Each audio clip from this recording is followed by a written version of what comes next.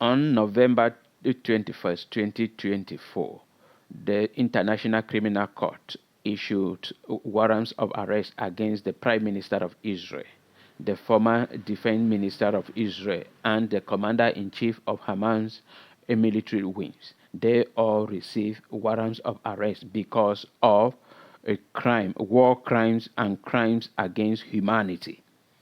And this is reasonable. Everybody have seen it on social media starting on October 7th, 2023, that this issue started in the Middle East, especially particularly Gaza and Israel. Many children killed.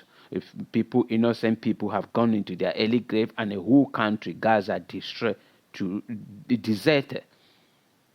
And today on TFA Talking Point, I'm not going to focus on that because everybody is aware of that. But I'm going to call the attention of the International Criminal Court to the calamity and the genocide going on in southern Cameroon, where people are brutally killed every blessed day. People in southern Cameroon do not know whether they should be finding food or trying not to get killed. They don't know whether they should be going to school. Children don't know whether they should be going to school or trying not to get killed.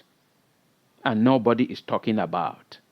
And then I'm asking another question. Why is it that the International Criminal Court cannot issue a warrant of arrest against President Paul Biya and the Defense Minister of Cameroon? Why? And today on TFA Talking Point, I'm going to explain why, and you are going to understand with me that there is no case at the International Criminal Court against President Paul Biya concerning what is going on inside in Cameroon. If this is your first time joining TFA Talking Point, please subscribe to our channel and follow us on all our social media platforms. A terrible thing is going on inside in Cameroon since 2017, when the government of Cameroon decided to end a constitutional crisis in southern Cameroon militarily. And doing this, a group in support of the people of southern Cameroon called Ambazonia came in to defend themselves and to defend the people of southern Cameroon in 2017. And gradually, the government discovered that it is very difficult for them to defeat these people. So they decided to send the military to support the police and the Yandans who were there. And it turned into a serious war going on in southern Cameroon. And more than 10,000 people brutally killed, including children. And children has not been going to school since 2017 up to date. If the schools are, it is only in places where they call the green zone. And 80% of territory in southern Cameroon are red zone. Children are not going to school. And those who are even going to school are not learning because their ears are not, they cannot concentrate because they are waiting for any least noise in order to escape, either through the window or go under the bench or do whatever they would do in order to save their lives. And these more than 250 villages burnt down.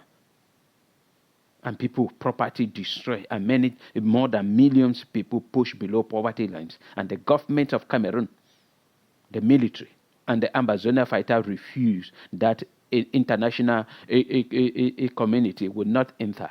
Organization like Red Cross, Human Rights Watch, Doctors Without Borders, all of them, nobody will enter. So nobody is aware of what is going on in southern Cameroon. Yet, no criminal table against President Paul Biya and the military, or even against Ambazonia Day, because they are already picking in the independent country are already picking Ambazonia leaders for war crimes.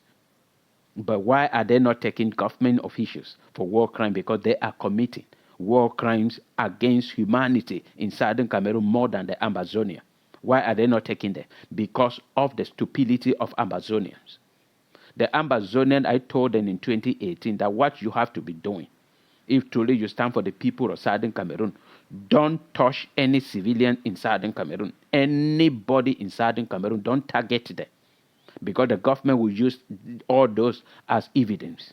And if you are fighting, you fight with some kind of intelligence where you cannot expose any of your secrets online, on social media for your enemies to see.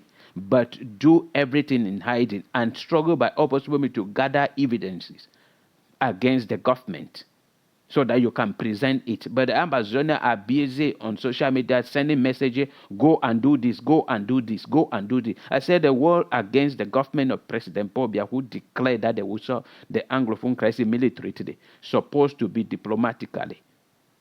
They're supposed to carry it in a diplomatic way, where you just have to be a setting trap for them, and then taking it as evidence and tabling it at the International Criminal Court to the international community for them to see what they are doing. But up to date, there is nothing that genuine that Amazonia can present before the International Criminal Court and say this is what President Paul Biya has done, except what happened in Ghana, in a village in Donga Mountain there, where some children were burnt.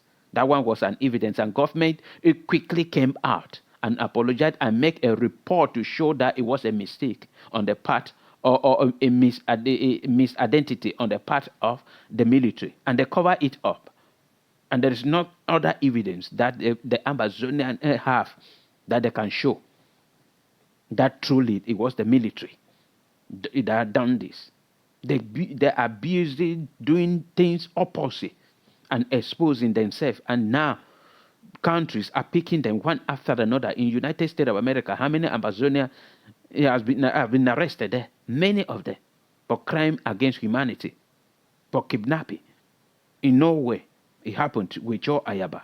And many other Amazonian leaders surrender, like Tato Eri and Ivor, Tapa, all of them withdraw because of fear, because they were already exposed themselves, but they are not packing and gathering evidence against the government.